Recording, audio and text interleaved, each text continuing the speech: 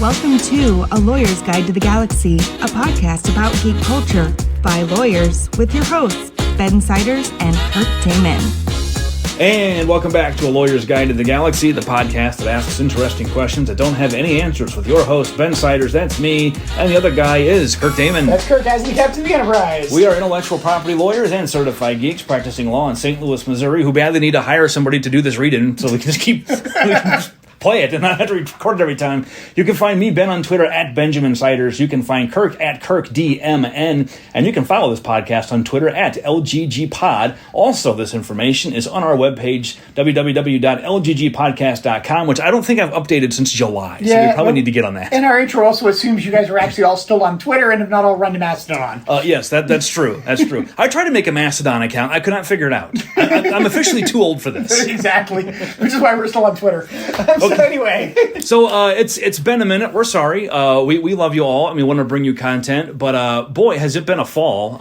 You and I have both just been crazy busy with random things at exactly the opposite time to where we've never been here. Yeah, that's the issue with this has not been, interesting content. We have written large outlines for content. We have developed shows that we know we want to put together. We just have not had a chance to sit down and record them. Even though we've sat down and talked through issues and talked through stuff we could be recording, we just haven't done it. I think we've had at least 4 or 5 conversations about recording a podcast episode without actually recording a podcast episode. And we've had 4 or 5 conversations that could have been podcast episodes if we just would have recorded them. We just had one right before this. Yeah. So some exciting news, maybe. We'll find out. We are going to do something crazy. So this is actually going to be our first episode for season... Are we on 6 now? Yeah, I think it's season 6. Whatever the season is, this will be the first episode of that season. Also, the first episode of season 1 of a new podcast we're calling LGG in Camera. So bear with us here. As you know, if you listen to this podcast with any frequency, we have basically 2 types of episodes. We have the deep legal theory crafting stuff where we dive into either a case or just how IP laws apply to one of our cherished geek properties, either how it's actually been applied. We went over some Star Wars case law once, or how it might be applied. We talked about who owns the copyright in the Klingon language, if anybody actually does. So we have those kind of episodes. Those require a good deal of preparation, a little bit of research, and are a little harder to put together. Yeah, they also, when we do them, I think, is well in preparation. It's ones we have to pay more attention to just staying on topic, what we're doing. You guys know we diverge in some of these. We really like to do that. We really try to focus these episodes on focusing on these legal issues and stuff along those lines. Yeah. And then we also have our more lighthearted episodes where we talk about more the pop culture aspects of geek stuff, things we've seen, movie reviews, speculating about what's coming, and just kind of covering things that are going on. And we get into a little bit of the IP. We talk about some of the copyright issues and kind of speculate about why they're doing certain things. But for the most part, we stay pretty surface level. And a lot of those are very much surface level, like us just talking about, hey, we saw this thing, we liked it, whatever it might be. Those are, as you can imagine, easy to put together. They require virtually no preparation. In fact, there have been times where I think we had once that you and I both just happened to have seen something together. We're like, without ever talking about it, let's just record an episode right now. Yeah. And then that was that. So it was the Star Wars anime stuff. I think it was. Yeah, I think that was it. Which, by the way, there's a second season. I know. So anyway, the idea behind doing the LGG in camera, which we'll explain what that means in a second also, is to bifurcate it was a legal term I shouldn't use, bifurcate the podcast into really 2 streams. This stream, if you're finding this episode now,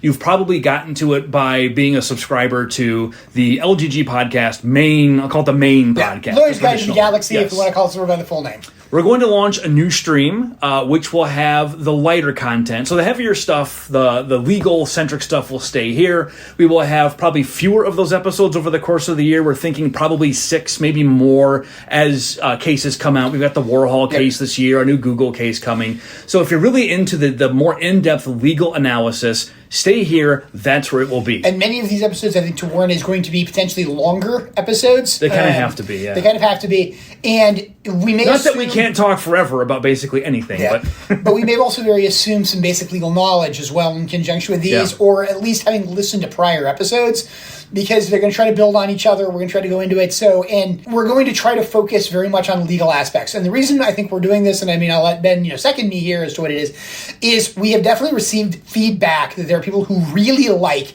the really in-depth episodes. Yeah. Our Google API episode is, one of the most listened to episodes we have. We know people really like it. That is probably the most legal episode we ever done. Yeah, that one was really, really technical. And so, we know people like these, but to get into those episodes requires a lot of research on our part, a lot of crafting and putting together how to go through this and how to make it make sense to people who don't necessarily have legal training. And then just a lot of going through it and walking through here's the various pieces of it, like writing a legal brief. And so what we're trying to do is basically say, hey, for those of you guys who like that, we want to give you more of those kind of episodes and have a place where those episodes all exist by themselves. Yeah, and it's the tricky part is not going through it. Kirk and I can both sit down, and we've been doing this long enough. I can breeze through a Supreme Court fair use case in 20 minutes, but we both have to have read it, and we both have to have kind of understood the background, the procedural posture. It's one thing to read the case, but to really kind of give you the in-depth background that we think people want, and to understand how it's going to affect things and do the prognostications that we like.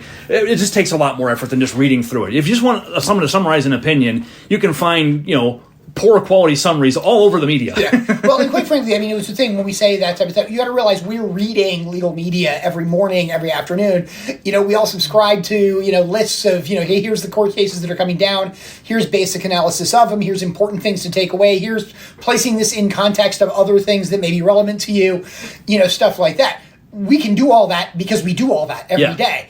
But for you to give it to you guys, we can't necessarily assume that when we're going to talk about the Andy Warhol case, you immediately know what its procedural posture is and why it ended up in front of the Supreme Court. Or who Andy Court. Warhol is, for that matter.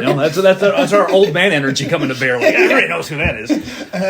So for the other stream, for the LGG podcast in camera, we'll put a link on the website so you can find it. You will need to subscribe to that separately. This episode will be in that stream, so when you do subscribe, and you will subscribe, you'll see this episode reappearing. So if you're hearing this for the second time, you can stop. There's nothing new in this episode. This is a rebroadcast, yes. But we're going to try and move more of the lighthearted stuff there. We're going to get probably more episodes, shorter episodes, and less depth on legal issues. Those episodes have also done pretty well in our stream, and we kind of want to see for a year where more of the interest is.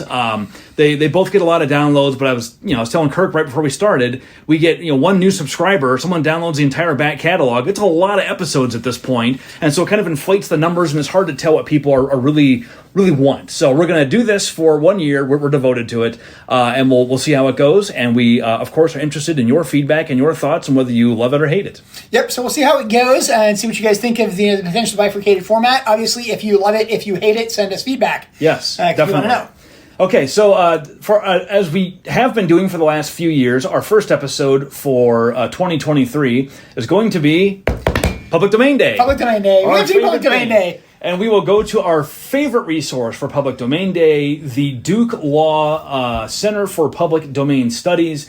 They publish each year a Public Domain Day, sort of, what would you call it, a summary maybe, of like major works entering the public domain? Yeah, I think it's a good way to describe it is they try to go through major works that are entering the public domain, list them out, say what they are, give links to them, what they... Oftentimes give some a little bit of historical context of why they're major works. Yes. Behind it. And then I think summarize some of the law around both what does it mean to have Public Domain Day, which is the same kind of stuff we get into here, but also what do we know about these particular works entering public domain and what does that potentially mean? Yes, and this year Public Domain Day is particularly interesting because it is... They all are, but this, we're really getting into... let's back up. Copyright term. We've talked about this before, but the copyright term was extended in the 1990s, and it used to be 75 years, and now it's 95 years for corporate works. Yep. So stuff that was published in 1927 is now entering the public domain as of January 1. As we've said before, everything enters public domain on the same day at the end of the year, so you want to publish early in the year to squeeze out as much time as you can. But we're talking 1927, we're at the end of the silent film era and getting into the talkies. Yep, we are at the end, and that may be the most major start of this, is we are at the end of the silent film era. Yeah, that's going to add a lot of interesting complexity going forward in terms of what enters the public domain, because it's not just the movies, but the audio that goes with it and the music and things like that. And we should say the reason why we didn't have talkies before was the technology used to capture sound. We used the wax cylinders and the discs and all those kinds of things, and there was no way to record the sound reliably in synchronization with the video footage, much less play it back. By the late 1920s, they had developed the ability to record sound on film, and so you could capture the sound and the video simultaneously and sync them up. And then, of course, that wound up being way more popular than the silent films. People weren't sure that was going to be the case. They thought it might actually break up the narrative. People would be listening rather than watching. There's a whole fascinating history on... I believe there's actually a movie coming out about this. I think there is, yeah. I think that's why I didn't know this because I saw that. So this is the first year of the talkies. That's also important because next year, maybe the most famous of all of the talkies enters the public domain, Steamboat Willie. Yeah, well, that's 2024. 2024. It's next year. So Steamboat Willie was published in 28, I guess. So it will enter the public domain on January 1, 2024. So you'll see a lot of talk about that and what that means for Disney. We'll talk about that today. But first, let's go through some of the major things entering the public domain this year. Again, this is from Duke Law, Center for the Study of the Public Domain. We will tag them in our Twitter feed if they're still on Twitter, and we'll post a link to that. We should say this Duke Law Center, we don't know anybody from them. We just stumbled upon this page. And it happens to be particularly good for presenting this. Let's just say that they have an angle. They are, I would say there's a general overtone of hostility towards law and copyright terms, as you might expect from somebody who studies the public domain. It makes their jobs more difficult. So there's more than a little bit of advocacy on here in terms of a point of view, but they do a great job of summarizing this stuff. And it's not like they don't have a point. 95 years is a long time. We said on the show, we said it before. I think anybody who's a serious practitioner or academic studying intellectual property is also a firm believer in limited term. Not necessarily a rights holder, but somebody who basically works in the area and stuff like that is a firm believer in limited term. There's a lot of debate as to how limited the limited term should be. Yes. And that's where I think most of the disagreement would lie amongst anybody who disagrees with that. But most of us would agree that there should be a limited term, and therefore there is a need for a public domain day to occur. So from that point of view, I think we're all in agreement. My take of this site is the particular usefulness of this site is pointing out what is entering the public domain at this stage, because it's hard to keep track of when things are published and when officially they are, and it's useful to have somebody go through and actually verify it. So let's start with that. Books. There's a whole long list here. A couple really jump out, though. We've got some Virginia Woolf works. We've got Willa Cather. We talked before about how the 1920s had the Harlem Renaissance, so a lot of important works of black literature are entering the public domain. We've got another A.A. Milne work, Hemingway, Faulkner. We are really into the thick of the early literature. Americana. Just the legendary authors that everybody read. Their stuff is all coming into the public domain now.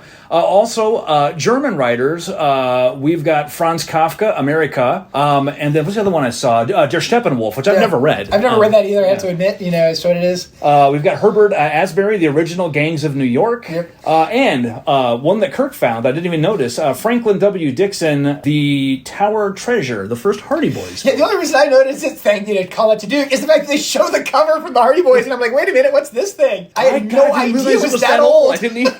I was thinking it was written in the 60s or something.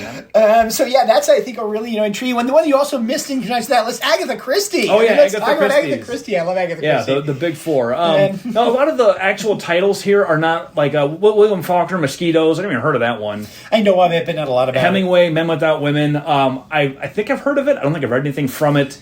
A.A. Milne, Now We Are Six. That must be another Winnie the Stories, I believe, yeah. Yeah, it says illustrations by E.H. Shepard, who I think also did the Winnie the Pooh illustrations. So and it's another Tigger's 2024, if I remember rightly, for A.A. Milne. So part of the issue you bump into is that Tigger was a character introduced later. And so I think it's an important thing to note that I believe that's 2024. I don't believe that Tigger's in this, but I don't know. It's another Winnie the Pooh book. That is another Winnie the Pooh, more stories. Which is a good chance to point out. So, Winnie the Pooh entered the public domain last year. With the publication. Winnie the Pooh himself and certain of the major characters. As depicted in that book. Yep. And so now we have another Winnie the Pooh book. Now We Are Six entering the public domain. And we saw last year an explosion in people making Winnie the Pooh stuff. Which went in basically two directions. Cute, cuddly things, generally in the spirit of Winnie the Pooh. Which were mostly ignored. And then the opposite of that. Yes. Which was, what is the most crass, overtly sexual, and violent way we can portray Winnie the Pooh? We're going to turn him into a slasher movie! Oh, yes. And how? We watched a trailer for one of them. No, so I have to admit, so here's the thing. I learned about Winnie the Pooh Blood and Honey, if you guys haven't encountered. It's a slasher movie. Definitely sort of, I would say, acting upon the basis of Winnie the Pooh. I've only watched the trailer. I have not watched the movie. I am not a big fan of slasher movies. I find them uninteresting. Yeah. I enjoy horror, but I really don't like slasher movies. I find the gore uninteresting. And I prefer, as I say, I would prefer psychological horror. I like my murderer to remain elusive and what he's doing to people to be unknown. The big thing I definitely got into those, I did watch the trailers and I watched a couple things of release scenes and stuff like that for Blood and Honey. I think Winnie the Pooh Blood and Honey is one of the more creative ideas that potentially has ever actually come into a slasher movie. Creative. And I think it's actually a potentially, very intriguing movie concept as to what it is. Whether or not it's a very good movie, well, it's a slasher movie and it's a low-budget slasher movie. Those have their audience, and if you like them, I have no idea whether it's good. It's just not something I can speak on because I don't really care for them at all. I kind of put this into the same category as the original Jackass line of films, where whether it's good or not, the appeal to the film is not going to be the quality of the writing or the cinematography or the acting. It's just the novelty. This is a shock and annoy your elderly parents situation where how dare they put my beloved Winnie the Pooh character into this this terrible juxtaposed, tonally jarring context. People are going to want to go see it because it's called Winnie the Pooh and it's a slasher movie, and they're going to, how are they going to do that? Whereas I'm the old fart who looks at it and says, "This is a great idea." Yeah, well, you're the provocateur. So. I'm not saying it's a bad idea. I'm just saying, if this is me being a snob, but if the filmmaking and the craftsmanship is not there, then this is just a cheap cash grab to take advantage of a public domain. Yes work. And no. And the same thing's going to happen to Mickey Mouse next year. Yes and no. And the same thing I put it into is, this is a low-budget slasher movie, which is its own genre of movie that people like. You cannot make a low-budget slasher movie without it being a low-budget slasher movie. That's just what it is. And the thing with it is there are high-budget, excellently produced, excellently made slasher movies that are out there that are common household names. There are low-budget, terribly made slasher movies out there that are common household names because they're good movies in the end because of what they are. Which of these, again, this is not a movie review as to what it is. Which of these it is, I don't know because I'm not going to watch it. I have the feeling I'm not going to like it regardless because I can't put it up against what is the kind of movie this should be. Yeah. What I look at it is, and again, this is solely from watching the trailer, I love the concept of what they're trying to do with Winnie the Pooh as a story, with the idea of it being he abandoned his toys in the woods. This is what's left out from being in the thing. He abandoned his toys in the Thousand Acre Woods. He grew up and he moved away. Mm-hmm. And now the toys are bitter about it. And it's one of those things evil Toy Story. It's evil Toy Story. And it's one of these things where I'm looking at it and I'm like, what a great concept. And it's got to be from a concept which is a beloved children's story. There's no other way to make this. I think I'm just more cynical than you when it comes to why people are doing these things. Yeah, I know as well it's a cash grab, but at the same time I don't have a problem with the cash grab. That's a good idea. It could be a good one. There have been some good cash grabs. I think it's hard to do, but it's not impossible. So yeah, we have Winnie the Pooh. I also think Winnie the Pooh, the situation's interesting because the same thing's going to happen to Mickey Mouse next year with Steamboat Willie entering the public domain. And the rights to Winnie the Pooh, the character, and Mickey the Mouse, the character, are owned by the same company, Disney. And as far as I can tell, Disney has not filed any lawsuits over this. Well, one thing to keep in mind about it is that also Disney's Winnie the Pooh has differences from the original A.A. Milne Winnie the Pooh. The red T-shirt definitely being the notable one, which is not in A.A. Milne's original book and the original illustrations. And so, you bump into things where there's iconic things we think about as Winnie the Pooh, which are not in the public domain yet, and, which would definitely bump into some of those questions of, Disney having issues and having rights in because of their later presentations of what's out there. The one I mentioned earlier is Tigger, and again, I don't know if Tigger comes in Now We Are 6 or if he comes in a book next year for some reason. I think it's a 2024 probably coming book. soon. I think it's a 2024 book is when Tigger is introduced as a character, so Tigger is not in the public domain. 1928 was Tigger's origin. So same year, so next year we'll get next Tigger. Next year is 2024. You've got all sorts of issues like that, and again, that also plays into what we're going to talk about. Another one of the issues coming in here is Sherlock Holmes. Yes, which we've talked about several times before. We're going to do a whole separate episode on Sherlock Holmes and the Mickey Mouse copyright in, depending on which one of these you're listening to, in the mainstream. Yep. So regular Lawyer's Guide to the Galaxy, we'll do an in-depth look at the Sherlock Holmes appellate court decision. But the same thing has already happened with Sherlock Holmes, and the courts have kind of told us what happens. And it's simpler and more intuitive than maybe you'd expect. The parts of the character that are public domain are public domain, and the parts of the character that aren't. And it's just that simple. It does, however, make it a bit of a needle threading exercise to go through and figure out, what you can and can't use. And as we talked about in a now long ago episode involving Star Trek Axanar, it also gives content creators an incentive to continually expand upon the character and change what it is, because you keep adding new things to the character that become part of the copyright that lasts longer. And so we have Star Trek has gone from being sort of this polished 1960s, idyllic future to the modern incarnation, which looks nothing at all like the Star Trek that you and I grew up with. So it's a whole different thing now. It's a different look and feel now. It's a different tone now.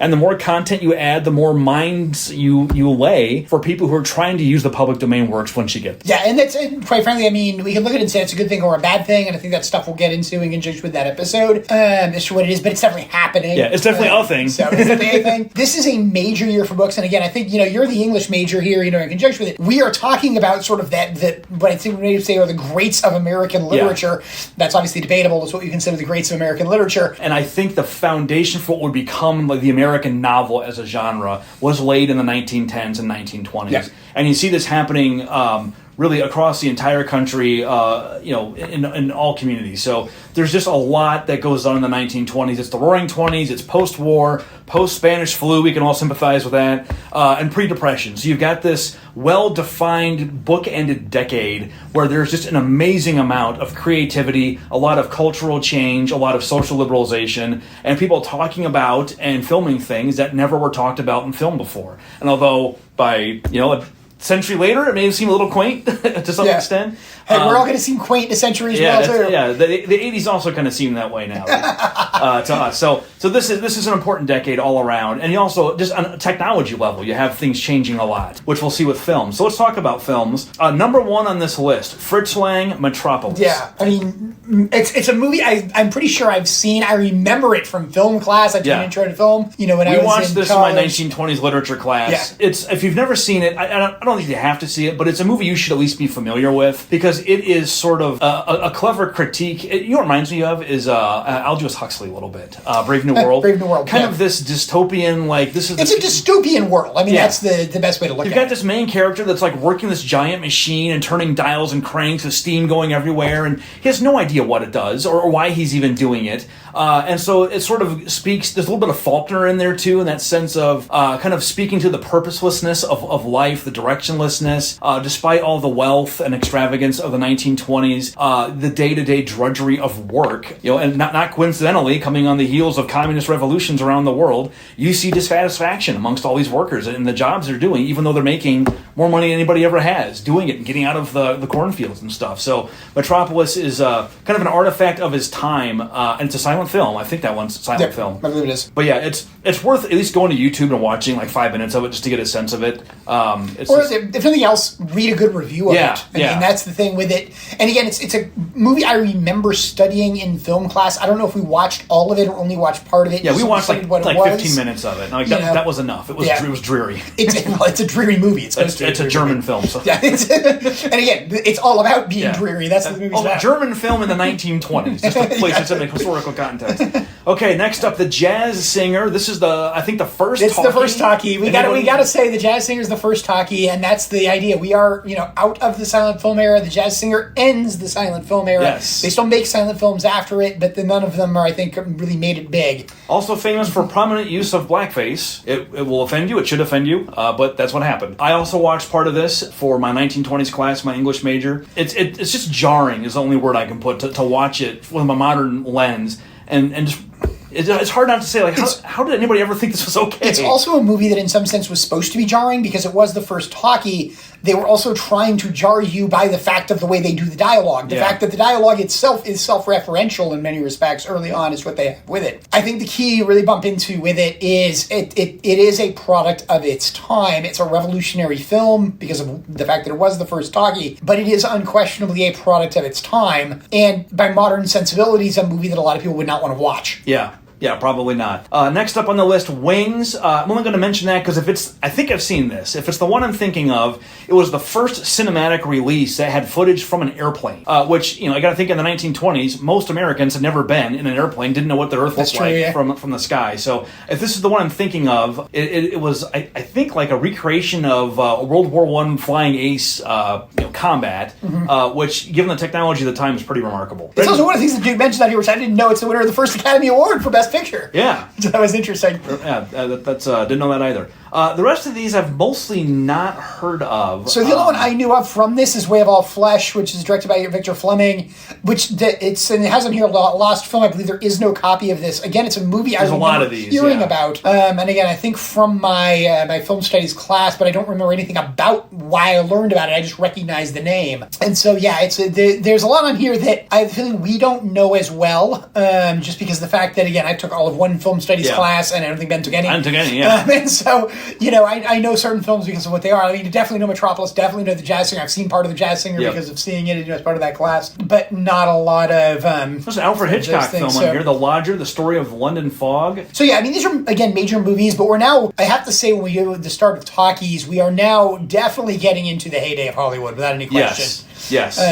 We'll see that as we go on, that the number of silent films entering the public domain drops off because people loved this so much. Yeah, loved the talkies. Okay, moving on. Musical compositions. This is where we're going to see, I think, a lot. Because you have to bear in mind, we have two big musical movements going on right now. We've got jazz, which is sort of the mainstream pop music of the age. Yeah. And then you got blues. You also still have ragtime. And ragtime, yeah. This, yep. Yeah, but there's a lot of sort of it's the 1920s, a lot of creative output going on, and that includes musically. We also have a lot of musicals at this point in time, and well-known musicals that have stuck around till today. Well, here's our first one. Irving Berlin, Putting on the Ritz. Ritz, yep. Which, every time I see that, I just think of Istanbul, not Constantinople. They might be giants. Which, we were talking about, I just realized, how did they get away with that? It's basically the same song, with different lyrics. Sort of. We've got Old Man River, Rodgers and Hammerstein on here, Gershwin. Yep, Funny Face, which again, major musical. Billy Goat Stomp, Duke Ellington, Louis Armstrong, Bessie Smith. I mean, it's a who's who of blues royalty from back in the day. Really laying the foundations for the precursors to rhythm and blues, which, we're 20 years out in front of it, but after World War II is going to turn into rock and roll. With our very own St. Louis's own Chuck Berry.